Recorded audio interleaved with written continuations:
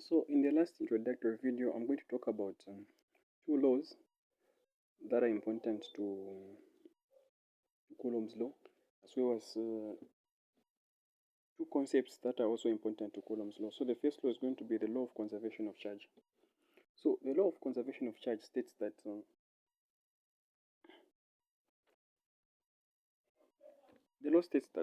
the algebraic sum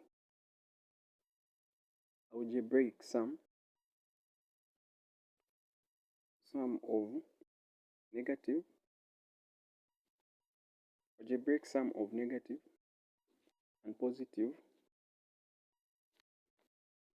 charges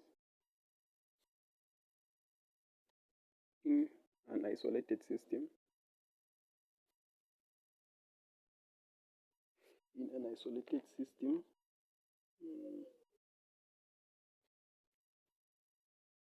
is always equal.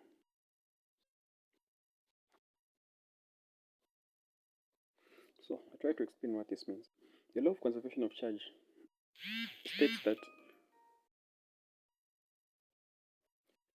the algebraic sum of negative and positive charges in an isolated system is always equal. So you have to understand that in the universe, right, in the entire globe on the earth, like the universe, like this, the earth and outside the earth, I mean, there's an infinite number of charges. That's one thing you should understand. But when they say that the algebraic sum of negative and positive charges in an isolated system, key statement, isolated system. Isolated system means that out of all the infinite number of charges in the universe, we get, let's say, a certain quantity or a definite number of charges that we want to work with or to perform calculations on. So that means that, let's say, in the infinite number of charges, you obtain, let me say, 12 positive charges, or let me say, just to make a simple example, 4 positive charges. This law demands that if in an isolated system of charges, you have, let's say,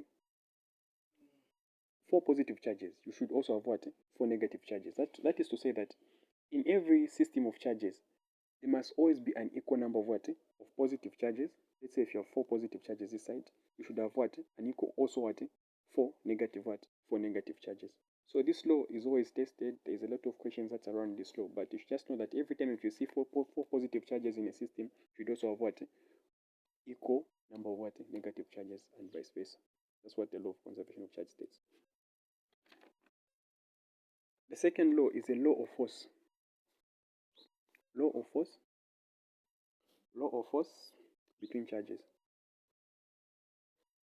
Law of force between charges. So the law of force between charges states that like charges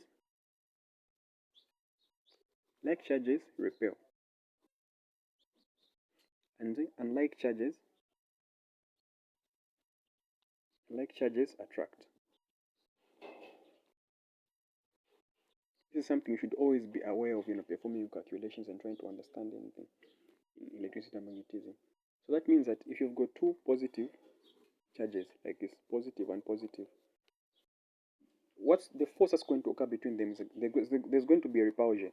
This one will be going the other direction. This one will be going the other direction. The same thing if you have a negative charge and a negative charge. This one will be going the other direction. This one will be going the other direction.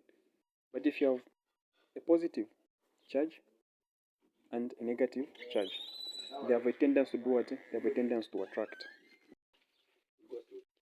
Okay, so like charges repel, and like charges do what? Attract. So in the case where there is a positive charge and a negative charge, we are going to experience what? An attraction.